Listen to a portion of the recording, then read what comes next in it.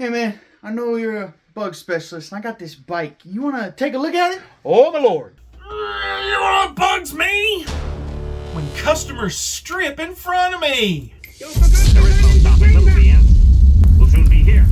How dare you, insect? How dare you interrupt my ascendance? Some pests are cute. Some pests are ugly. Some are dangerous.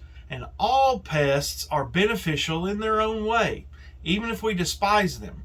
One of the things bugs do that drives us nuts is bite and sting. There are two reasons for insects to attack us. Number one is get away from me.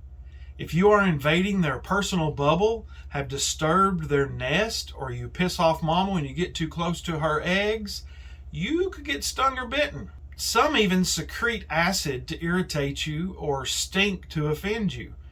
This is your nature spanking telling you that you screwed up and did something you weren't supposed to. Stop it. Humans have learned through these assaulting experiences to leave some bugs alone, like wasps and hornets and fire ants. Stay away, and they'll leave you alone.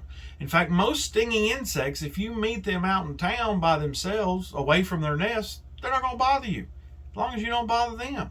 You're huge compared to them, and they like to fight in packs. No need to swat a single bee that gets in your way. Trust me, they don't want to be there either.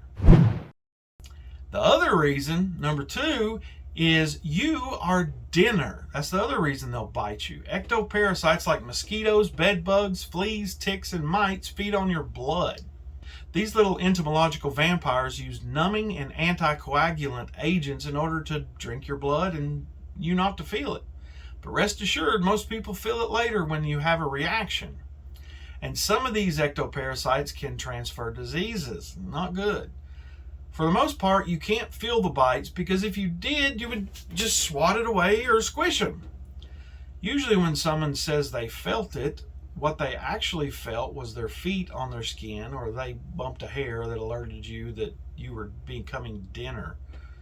I've had many people tell me that they had one of these insect blood feeders and they felt the bite and it hurt. That didn't make any sense. That report should lead us down the get away from me road of culprits, not the blood feeder road of culprits. Sometimes it's not a bug at all. It could be environmental, or when you get old like me, sometimes you just get weird pains. Your experience is evidence to help us figure out what bit you. Please, please, please, please, please do not hike up your pant leg or pull your bra down to show me a bite. I got this bug bite and I want to see if you can take a good look at it. I don't want to see that. It's inappropriate and a little weird. I cannot tell what bit you by whatever you have going on your skin. And neither can a doctor. They do, they try to, and people believe them, but they can't.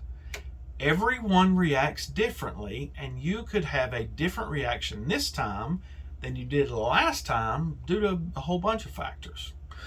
So you want to know what bugs me? You showing me your intimate locations in some weird bug bite strip tease because I'm all out of dollar bills. You're killing me, Smalls. So, I stand upon my desk to remind myself that we must constantly look at things in a different way. Hey, can you look at this bite? Oh!